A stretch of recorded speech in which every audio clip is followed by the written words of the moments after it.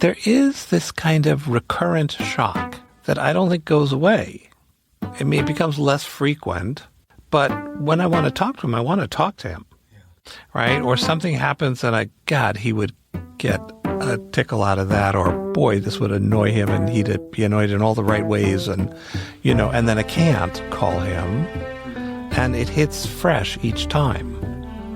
So I do think the melody of this song carries that, right? The ongoing wound of loved ones dying that doesn't go away. That was Rabbi Dr. Bradley Shavit Artson. We were discussing the song Holy Hands, which was inspired by Psalm 134, and I wrote about my dad. I'm Shep Rosenman. This is The Rest is Commentary, where we discuss what songs inspired by the Psalms inspire in my guests. Rabbi Artson is Dean of the Ziegler School of Rabbinic Studies and Vice President at the American Jewish University. He's a leading Jewish thinker known for his advocacy of social justice, human dignity, LGBTQ+, inclusion, environmental ethics, and religious dialogue. Originally from San Francisco, Rabbi Artson graduated cum laude from Harvard and was ordained at the Jewish Theological Seminary. He previously led Congregation Eilat, helping it more than triple in size, and now mentors Camp Rabbah and serves as founding dean of the Zacharias Frankel College in Germany, training conservative rabbis for Europe. Rabbi Artson's authored over a dozen books and hundreds of articles, including titles like Renewing the Process of Creation and God of Becoming and Relationship, exploring how Jewish thought connects with science and ethics. His teachings, podcasts, videos, and essays reach tens of thousands worldwide, including through his writings and free book series at aju.edu and his public Facebook page. Rabbi Artson lives in Los Angeles with his wife Ilana Shavit Artson and twins Shira and Jacob. I first encountered Rabbi Artson through a halachic response he wrote when I first moved to LA in the early 90s that made the case for same-sex marriage and rabbinic ordination within conservative Judaism. As those of you who've been listening to this podcast know, that was an issue that's close to my heart because my brother is very openly gay, and he was struggling with my parents about the fact that he was gay at the time I came across the responsa. I've been reading Rabbi Artson ever since and have had the pleasure of learning with him on many occasions at Shul, at Camp Ramah, at the AJU, and elsewhere. Rabbi Artson and I discuss the difference between being reflective and being judgmental, dealing with judgmental people, strategies for not being judgmental, being kind to yourself, beauty in the mundane, where creativity comes from, strategies to add juice to your creativity, honoring family heritage and tradition, managing grief, and so much more. Let's start off by listening to Holy Hands, inspired by Psalm 134.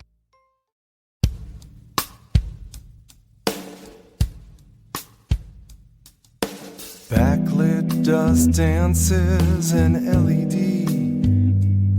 Taste the grit on the junction box.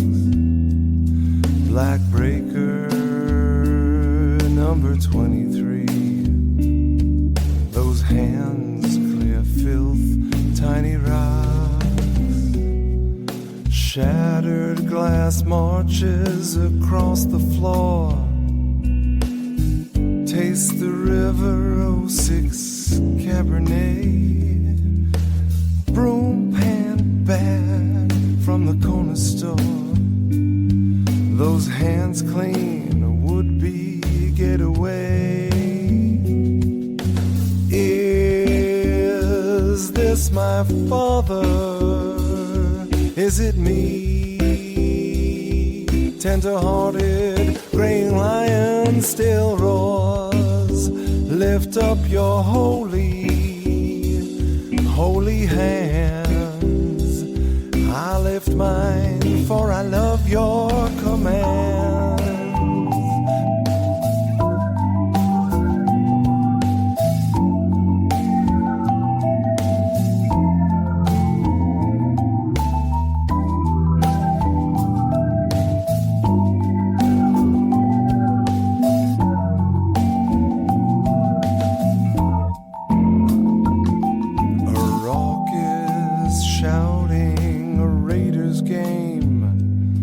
Phone rings, international call.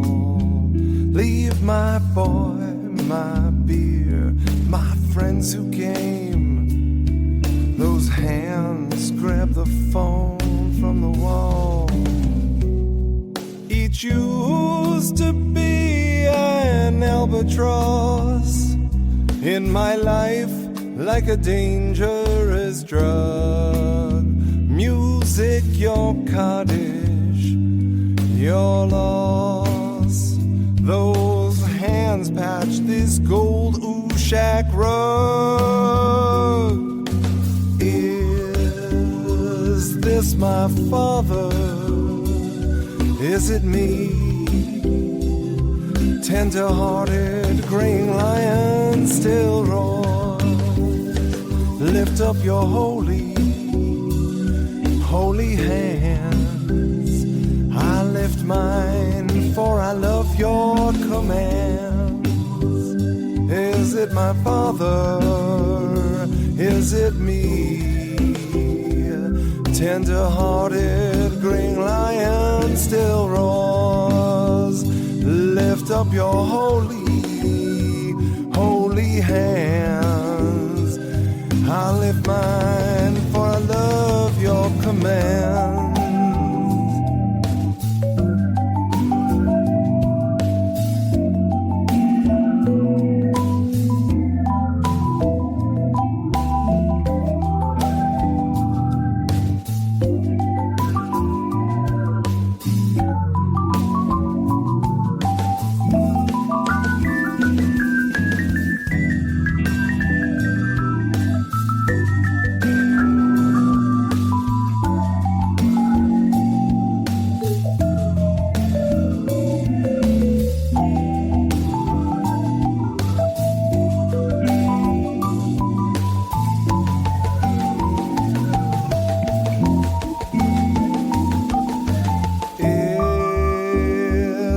My father, is it me? Tender-hearted graying lion still roars. Lift up your holy hands. I lift mine, for I love your commands. Is this my father? Is it me? Tender-hearted graying lion still roars. Lift up your holy hands, for I love your command.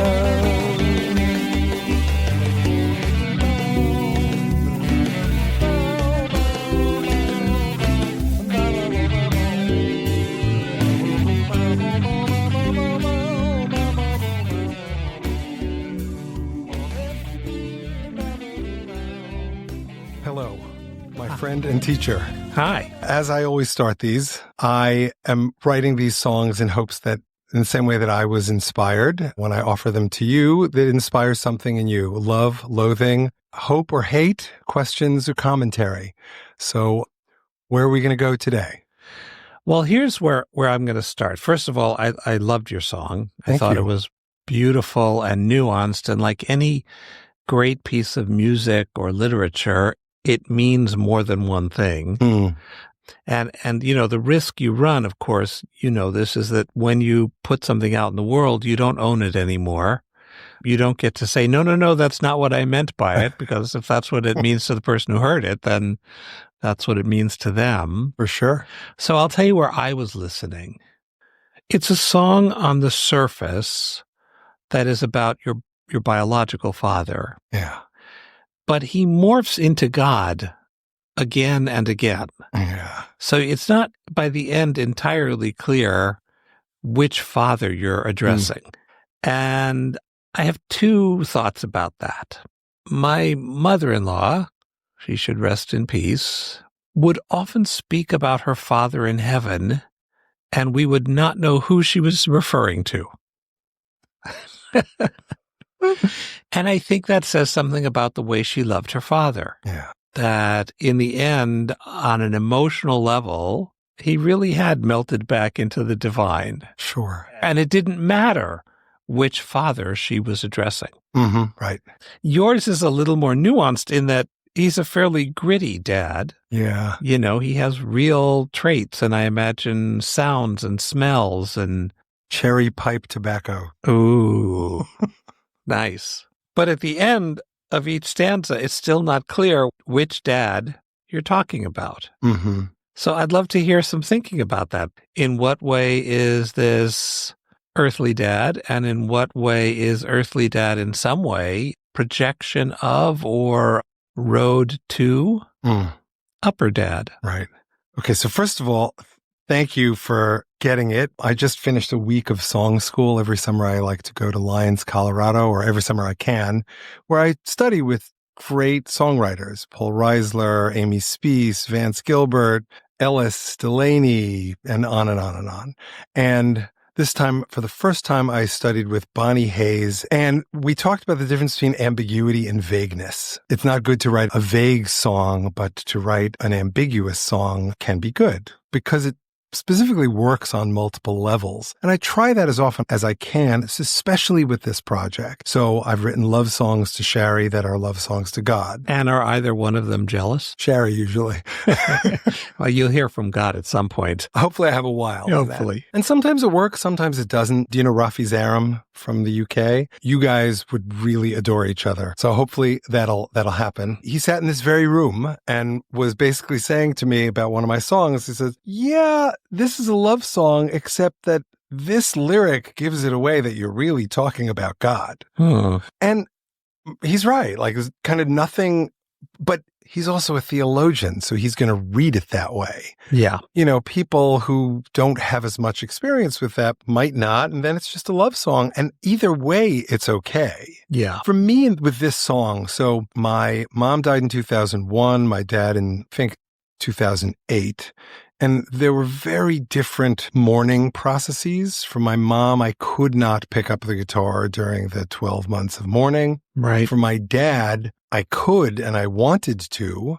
And I still felt like it honored the spirit of, you know, what my father, as distinguished from my father in heaven, might have wanted, because he loved that I played music. He was very upset with me when I decided to go to law school. Sure. So for this particular song, it simmered for a long time. I had a couple of years before I wrote this, and I wrote it after my first song school in 2010. And I think I was really after the writing of a song about my father, and it was only afterwards, by accident, that I realized that it could work on two levels. Yeah. For me, the ambiguity there, and it shifts in and out of point of view, which I'm not sure I would write it this way again today, is, am I talking about me or am I talking about my father? Glass of wine spills. He's the one who cleaned it up when, even though my mother spilled it or one of the kids spilled it, that's my role too. I go to the junction box, and that's my role in the family. Yeah. And my dad was always about the work, whether it was work qua going to the printing shop, you know, in his Carhartt shirt, you know, the pen pocket protector thingy. Yeah. Or it was, you know, reading Mishnah Torah on Friday night. That was one of the things he loved to do. The work was the thing. It wasn't so much. In fact, I remember I've gone to many of your shiurs over the years, but one of them more recently was pre-pandemic, where you gave a whole series of shiurs, lectures, classes on Jewish philosophy, and you talked about Heschel and how Heschel is all about loving the God experience, and Heschel's writings are not necessarily logical arguments. Right. And for my dad, that's what it was about. It was just about the doing and kind of loving the experience. Sure. I don't know that his love of God was in the moment where, like at sunrise, where you just feel awe, but it was just love in the action. And that's in a way more beautiful, I think. You know, we all have a yearning for these mountaintop experiences, you know. Yeah. And I often think that as a result, we miss the magic of the not memorable moments, that nothing hurts at the moment, that there is no crisis, that things are fine. What did you do today? Not much. God, isn't that a blessing to be able to say? Yeah. Right. And to be able to marinate in the tranquility of not much, you know, is really to be able to live. I was struck, you know, in this, you use the metaphor of hands an awful lot. Yeah. the lifting of hands. And what you talked about with your dad was not lifting your hands to play the guitar. And that's interesting that the first thing you told me about mourning your father was about not lifting up hands. I've never made that connection. That's so powerful. Yeah. So we grew up in a schizophrenic household, if I can use that terminology, because my father was born in Mea Shearim, a Stoliner Chassid, with all the mysticism that comes along with that. But then when he came to the States, the day he arrived, they cut off his payas. And His parents? His parents, yeah. Probably his father, because I think my grandmother was more imbued in religious practice, and my grandfather was more of a businessman. Mm-hmm. This all comes from the photos, by the way. Right. Not necessarily family stories. Huh. And then after that, they went to the Degel, which is this like pan-Hasidic shtibel. Uh-huh. So it wasn't just Stoliner Hasidus, it was all sorts of Hasidus, but they were effectively traditional, modern Orthodox. Or maybe they did work on Shabbos, maybe they didn't. I know eventually they didn't, but various Hasidic traditions made their way into our lives. So the way I put on my tefillin is very Hasidic, though even though Stoliner Hasidim use Rabbeinu Tam tefillin, my father stopped. He did it when I was younger, but then he stopped. So I don't. Mm-hmm. But on Shabbos, or in fact, whenever we washed hands before a meal, unlike most of my friends' parents, he would recite Su'idechem Kodesh Uvarchu Es Adonai, which is essentially what the chorus of this song is. Yes. And it's one place where I remember he didn't mumble through it. Wow. He had a lot of kavanah about it. Yeah. A lot of intention. And he was very careful when I started washing my hands to teach me that verse. Interesting. And the message I got out of it was use your hands to accomplish, another version of Miluet Haaretz V'Kivshuha. Mm-hmm. Probably something else he read. What was his other book? Chorev? Yeah. Chorev is Samson Raphael Hirsch's kind of philosophy. Got it. So I suspect this came out of my dad's study of that. The third thing that he read a lot was that he had a translation, a Chevelle translation of the Ramban. Sure. Those are the three books that we had on Friday night. That's pretty cool. I wanted to ask you about the melody. It was very dramatic to my way of thinking. Mm-hmm. Right on the border of somber or scary. It wasn't a hum along, slap your leg kind of melody. Yeah. Talk to me about that. Oh, wow. So I try to pair what I know of people's tastes with songs. Yeah, and you think of me, you think somber and scary. I get that. People tell me that all the time. But yet you also have a lot of fun. Well, it's fun being scary. Exactly. So I basically looked for a jazz. I don't have any pop. I mean, I might have a pop song, but this is getting better. I looked for something jazzy. I'm scary and I'm superficial. This may be our last podcast together. I don't think so. I hope not anyway. I hope I dig myself out of this hole. I thought for a moment about bringing you a song I co-wrote with one of your students, mm-hmm. Julia Knobloch. Mm-hmm. And then I remembered that I had promised it to somebody else. And then I pulled out another jazzy one that was honestly really angry. Mm. And I did not, that's never a vibe I get from you. Yeah.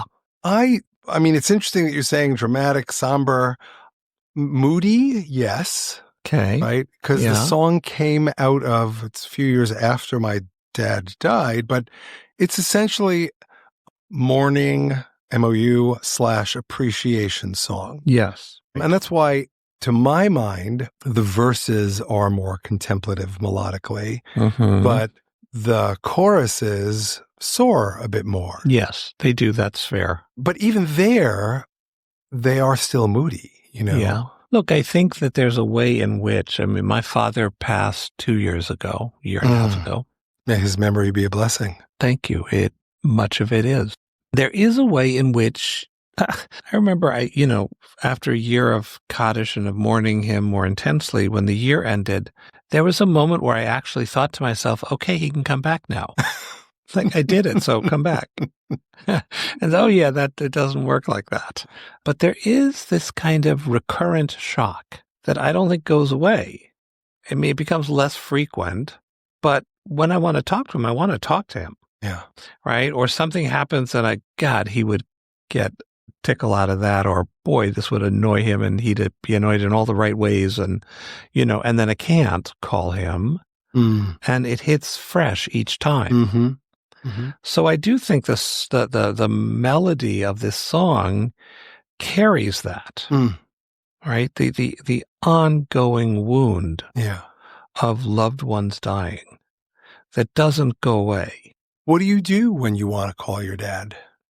I do different things depending on what the call is or where it is. Sometimes I just talk to him and I just put it out there. You know, the great thing about growing up with someone is you don't actually need them there to have a conversation. Yeah.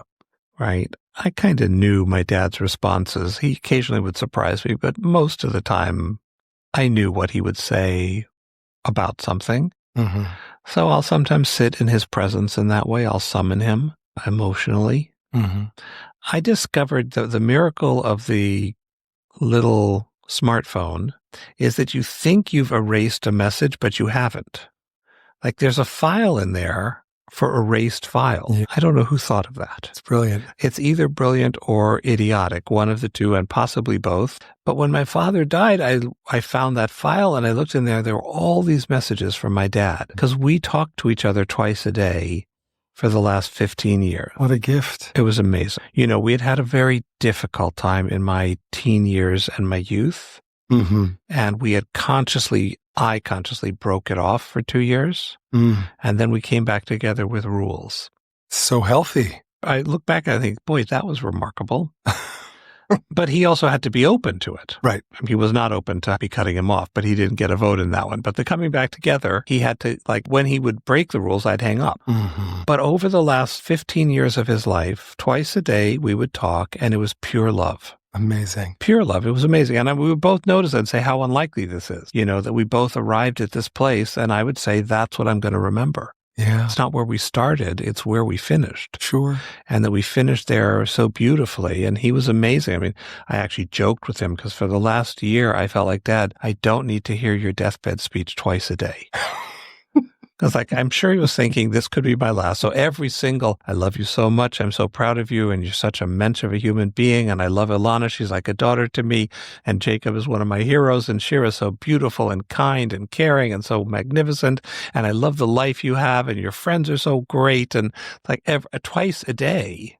Right? Because you know he doesn't want his last conversation to be, would you take in the garbage for God's sake? But that brings you back to the comment you made earlier about the beauty of the mundane. Yes.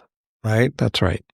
That's right. It's all beautiful. It's all different beautiful. Types of beauty. Correct. So I sometimes listen to those tapes. I'll pull out a tape of my dad saying, I love you. And I get to hear his voice and I get to hear him say those words with my ears. Yeah. And that's pretty amazing. Sure. I do that less often than I used to, but it is every now and then. That's what I need. Is it random or do you have like ritualized times or like a yahrzeit or birthdays? No, it's random. It's whenever I'm in the mood. I mean, the other thing is, you know, your dad was pretty observant. My dad was pretty not observant. And so there was a certain paradox about saying Kaddish for my dad when if he knew I was like inconveniencing my life to say a prayer for him, right, he wouldn't have said anything, but he would have thought it was stupid. Every single day, our morning talk, Dad, how was breakfast? It was great today, Brad. Really, what'd you have, Dad? I had toast, he would say, and I had eggs. And I'd say, and what else did you have, Dad? And there'd be a pause, and he would say, bacon. It was really good and crisp today. Every single morning. And it was a mark of his respect that he wasn't going to use the B word in my presence. And I suppose a mark of mine that, you know, you should eat what you want. You're a free man. Sure. And I know you're eating the bacon every day. Right. So it's not like I don't know. Look, it's great. I mean, again, further evidence that your relationship evolved into a healthy place. Yes, that's right. Where was he? He was, in the end, up in Sonoma. He met a woman who he really loved. They married, and he moved into her home up in right near Town Square. Very pretty place and beautiful, wonderful, friendly neighbors. Thank God he found them. They were a blessing to him. But, you know, I do think all of us, there's a way in which not just our fathers, but the generation that came before us, our parents, they do sit, if not in God's throne, in the adjacent chair. Mm-hmm. And the tradition recognizes that there's a way in which we're supposed to blur the boundary between parent and God. Oh, sure. When we pray, at least in my family's tradition, we're not only praying to God to ask for health or whatever else we need, but, you're looking for a beta, right? You're going to go to your parents and your grandparents and have someone act as your advocate with God. That's right. So it is really on God's side. And that's right. Consistent with the language of the liturgy that we're about to dive into in the next few weeks. So I think to the extent that Hindus have multiple gods of different levels and Jews have relatives. But they function the same. Could have done stand-up too, What do you think I'm doing here? That reminds me, around the time that Sherry and I went to India, it was just before or just after I read Sperber's article, basically saying that Hindus are like Orthodox Jews. There's only one God. They're just different manifestations. Same way God has different names for us. God has different names for them. Right. Which I've always found fascinating, especially because when I was growing up, the Hindu religion was looked at as the classic religion of Avodah Zarah. Right. I personally am glad that I can get past that now because there's so much beauty in it. Well, so let me just say two things. One is to the from young Shep who just said that. And that is, of course, there's beauty in Avodah Zarah. And that may be why it's so forbidden in our tradition. Fair enough. But I, never having been raised within Orthodoxy, I was raised to equally despise all religions. And so my rebellion against my childhood is I do think there is one underlying wisdom and one underlying source. And all religions are approximations. All religions are human attempts to capture that essence. And we distill it through our own understandings and our own traditions. And so it's not a matter of right or wrong. It's, does your vessel hold the light? And there I will say that anyone who has watched or experienced Hindu tradition practice, it's a beautiful, full-bodied kind of being in the presence and allowing yourself to be swept away. It's hard not to envy. By the way, I think that the manifestation of meditation centers and yogic centers are all about that. Trying to recapture that very spirit. And what a wonderful thing that we live in a time in which the world is open to that. I have a public figure Facebook page, and I have about 80,000 friends on that page because I'm easy to like. And true. Thank you. Could have done better if you didn't laugh at that. About half of them are not Jewish. And I marvel at the fact that I have Muslims from Saudi Arabia and Pakistan who are reading my Torah every day and writing to me about it, and Palestinians who are writing about it, and Hindus in India. The World Wide Web has opened up the fact that people who have no intention of switching from category A to category B still want whatever wisdom they can find to thrive. Right. And how amazing that is to live in a time in which we're not competing anymore. If my religion is good, yours has to be trash. But instead, all of us are looking towards the light. All of us are reflecting the light, and the light reflects differently depending on what you hold up to it.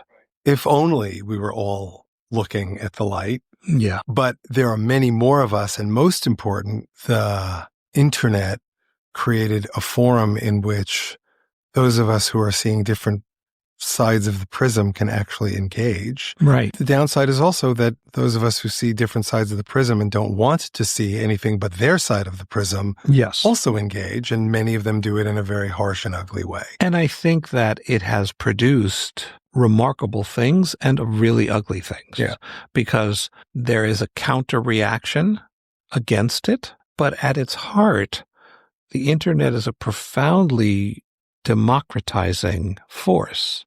For sure. And I feel just really grateful, and I always feel amazed. I had someone who wrote to me from Afghanistan. I've never met a Jew. You're my rabbi. I want to convert. And I wrote to him back and I said, foot? Thank you. That's very kind. It's really hard to do a conversion on the internet like this. And I also want to make sure you're safe. Mm. So how about when you live in a place that has Jews, you write to me, and then I'll help you find one locally who can help you. What did they say? They were concerned about the reward of Torah. Mm. So I told them, look, you're bringing an assumption from your faith into mine. Mm-hmm. My faith doesn't think you need to be Jewish to get paradise. Right. My faith thinks you need to be righteous and decent and compassionate. So if you do that, you're in. And the Jewish requirements are kind of above and beyond that. And we don't do that for reward. We do that because we can. Mm. So you're welcome to partake of Jewish wisdom and enjoy it. But if you're doing this to save your soul, stop, because you don't need saving. It's awesome. Yeah. One of the cool things about being a rabbi is you can say to people what they already know to be true, but they don't have credibility in their own eyes. Right. But if a rabbi says it, then it has instant credibility. So I think not infrequently in my life, I've been able to bring people to a place of peace by affirming their own intuition. Right. Well, that in itself, I mean, that's a brilliant way of being a pastor, a shepherd, any kind of leader, when you can reaffirm what people already know. Yes. I think we do that in our love relationships too. On our good days. This leads me back to the first time I encountered you. It was a position paper on LGBT in conservative movement. It was advocating, I wrote it in 1985, and it was a paper advocating for rabbinic officiation at gay marriage and admission into rabbinical school. Right. And I read it a few years later. So we didn't know each other yet.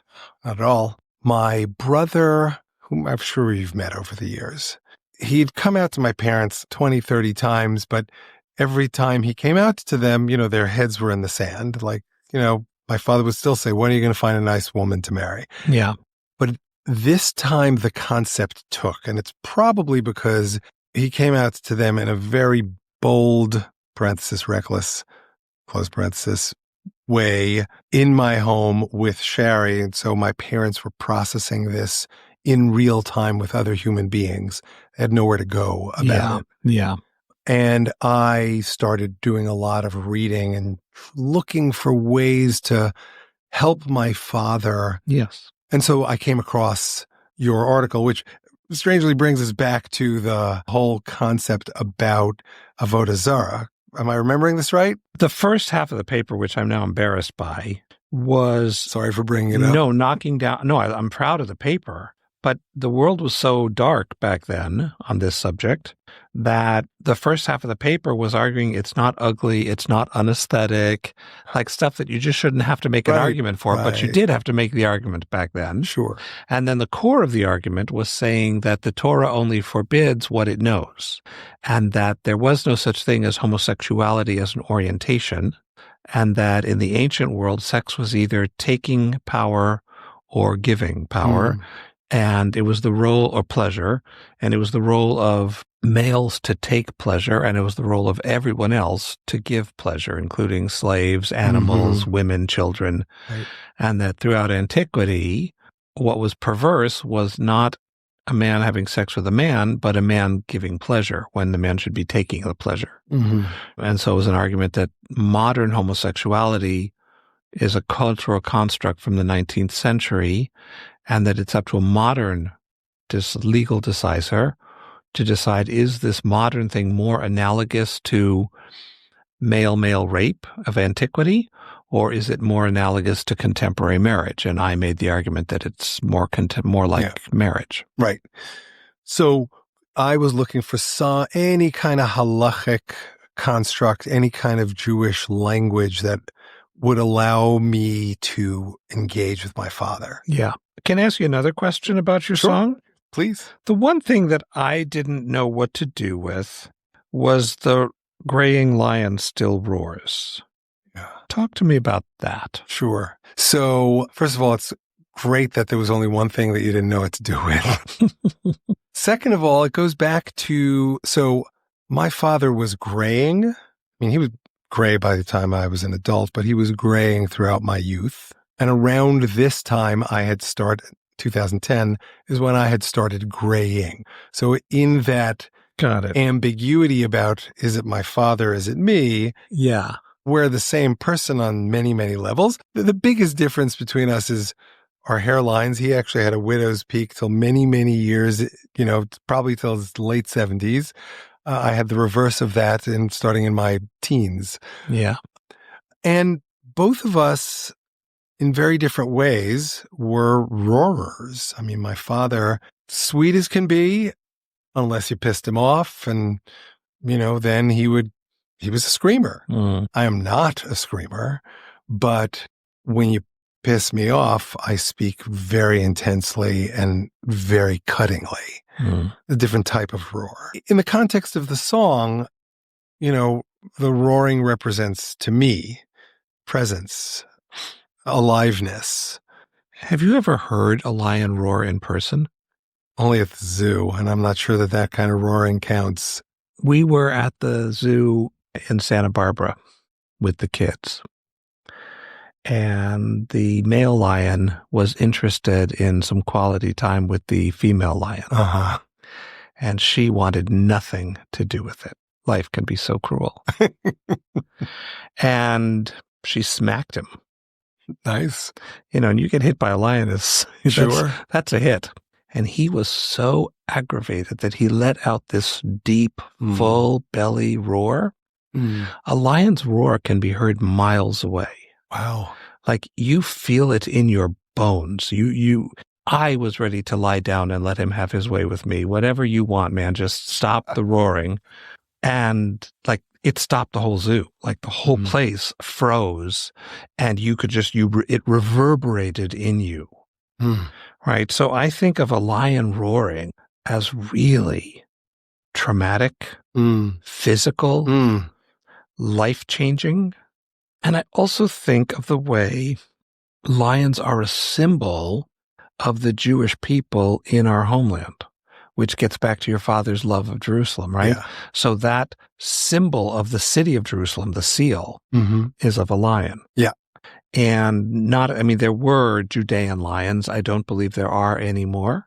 But in a lion's presence, you're aware. When I lived in Mission Viejo, I would go running in the hills. And if I ran into coyotes, that was they're just basically dogs. It's fine. But every now and then you would turn a corner and there would be a cougar. Wow. And they don't look so big in pictures, but I will tell you that when you're jogging and you jog into one, they're huge. Yeah. And they're cats, except that they weigh hundreds and hundreds of pounds. And frankly, the 20-pound cats can be pretty damn vicious. Yeah. Right? The few times that happened, you freeze and you don't know what to do. And thank God the lion would get more scared than me and slip into the bush. Right. But there's a vulnerability in their presence and a piercingness to their eyes that's out of this world. They're so emotionally anesthetized. Right. The other time I've seen, we ordained Gershom Sizomo, who is the rabbi of Uganda, of the Abu Udaya tribe. Remember. And he invited us to Uganda to do his installation, which was very cool. And after the installation, which was a citywide, like the whole community came together for this, it was pretty incredible. We then went to park. There's a waterfall park up in the northwestern part of Uganda, and we did a safari, like a bus safari. And we saw everything. We saw Pumbaa and Timon, and everyone was there. And at one point in the middle of a savanna, we ran into this gorgeous adult male lion. And it was about 2 p.m, which meant two things. The first of one is he was taking a nap. Because at 2 p.m. in Africa, you should be taking a nap. Sure. Mad dogs and Englishmen. And the other thing was gazelles were jumping over him. Wow. Because hunting is women's work. Huh. And the gazelles seemed to know that. So they would never do that with a lioness. Interesting. Because she'd kill him. Sure. But it was beneath his status to notice these deer literally walking up to him and jumping over. That is wild. And so they just knew. that he was not a threat to them unless there was a lioness present, in which case they were lunch. Sure. That's intense. It was very intense. I don't know that I was seeking that kind of intensity. I was more focused on the Jerusalem piece and the fact that my father was a bit of a trial. But it goes back to the issue of what you said earlier. Once it's out there, it's out there. Yeah. Right? Now, it doesn't mean that I can't rewrite it 1,000 times. No, but let me ask you a question about that, because I think it's really interesting. The stereotype of the chassid, and I want to just emphasize, it's just a stereotype, but the stereotype is not one of power, muscularity, big hair, roar. Like, that's not Fiddler on the Roof, right? Right. So the popular image of the chassid is way more benign, a little clown-like, impotent. And yet you see your father as a lion who, although graying, is still capable of a roar. There's a beautiful power in the way you portray your dad. Thank you. Well, but it's accurate for me. I mean, my father was a mélange. I, too, am therefore a mélange. Yes. So, yes, he had the degel on Shabbos, but, he was at PS 101. I'm making up the school number in New York, where, at recess, the game was who you're going to fight with. And so my father developed, he was barrel-chested, big-muscled. He was a brawler, and he had a temper in his youth. And that temper, my brother experienced it a lot. He got beaten by my father a lot, specifically because they recognized early that school psychologists said, if you don't work through this, my brother talks about this on a whole lot of podcasts, so I'm not saying anything new here, your son's homosexual tendencies will become permanent. Now, my father regretted beating my brother later to the point where he never hit me. I didn't have homosexual tendencies, as far as we all know, but he was not remotely interested in that brutality with my sister or with me. It was just with my brother, and only in those younger years. And then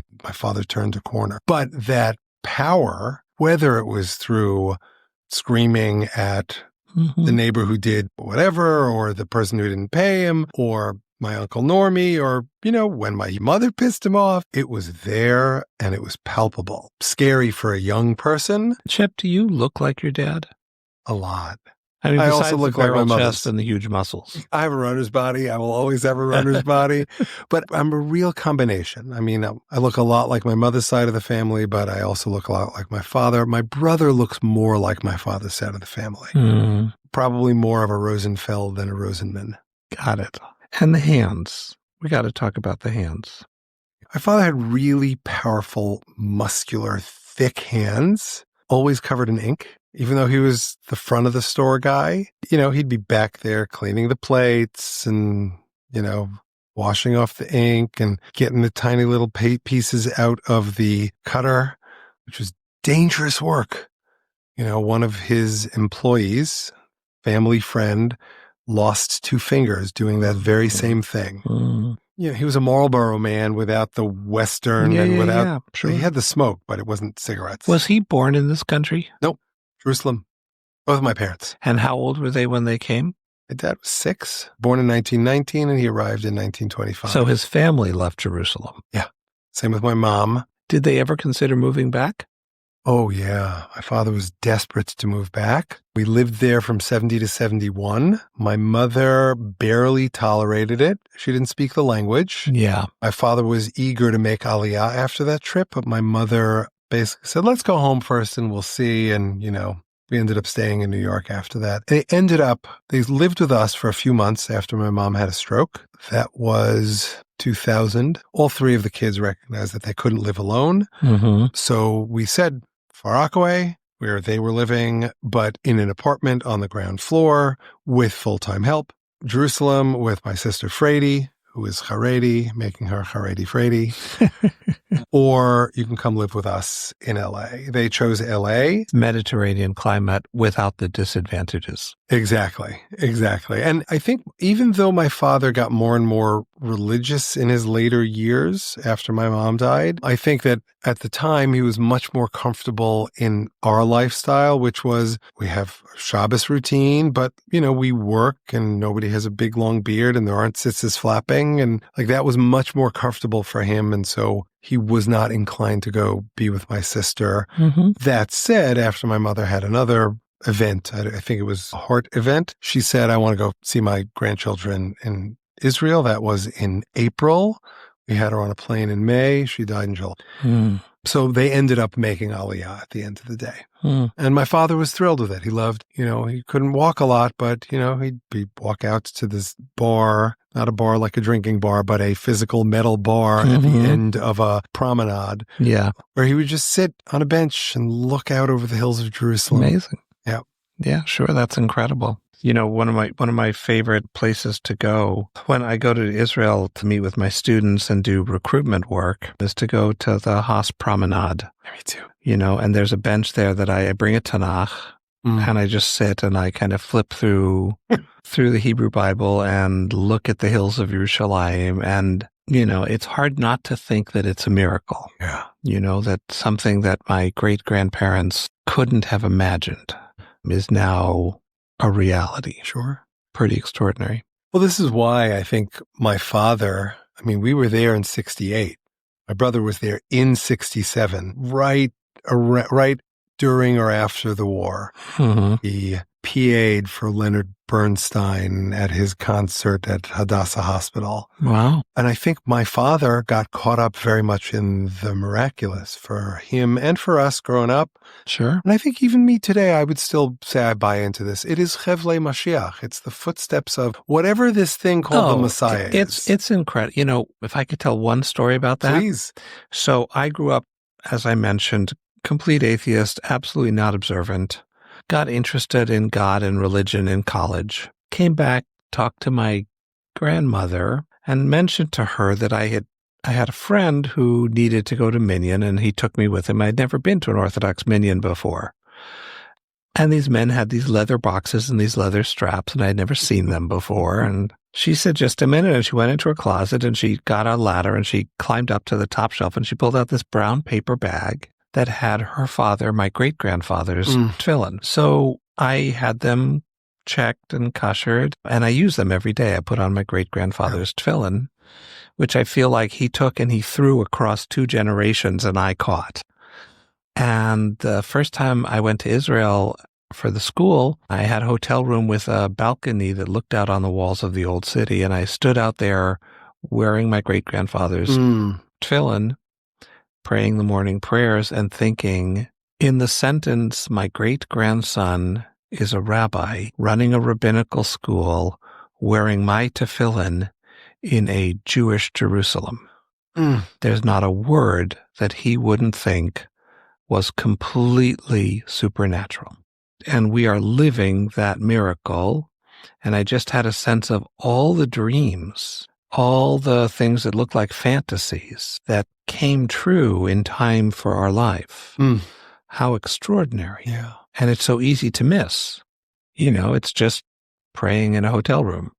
Well, it brings us back to the beauty of the mundane. That's right. Right? I want to connect it now to prayer. I don't know why I didn't think to mention this before. My father roaring is also a reference to our lineage as Stoliner Hasidim, whose approach to prayer is to scream the whole thing. Somewhere between your family and mine, there is a healthy and happy medium. I love that. It was really a pleasure to be able to spend the time. Thank you. Thank you so much for taking the time to listen and, most important, to share of your wisdom and humor. My pleasure. Awesome. Thank you. You're welcome. Thanks so much for listening. Special thanks to Rabbi Artson for joining me. to Emil Stern for his help in producing this episode, to E-Rose for his help in producing the song in the episode, to Jessica Hanna-Sweeler for her help on social media, to Liat Silvera for her help creating the podcast's logo, to my wife Sherry for the many ways she supports me, including giving me the space to do this podcast and write all of its songs. You can find Holy Hands and all of the other songs in this song cycle on most platforms that stream or download music, including Spotify and Apple. In the next episode of The Rest is Commentary, I will be talking with my friend, journalist, tour guide, activist, and so much more, Robbie Berman. We discuss the influence of popular culture on personal aspirations, the complexities of Israeli-Palestinian relations, the challenges of communication in a polarized society, the importance of moderate voices in the ongoing discourse, the need for dialogue and understanding amidst growing extremism, how October 7th shifted Robbie's views on the Israeli-Palestinian conflict, how media representation skews public perception of events, the tension between hope and despair, Israel's future, all inspired by Robbie's thoughts after listening to What Would It Take?, inspired by Psalm 22 and written by Liz Hanlon and me. Please join us.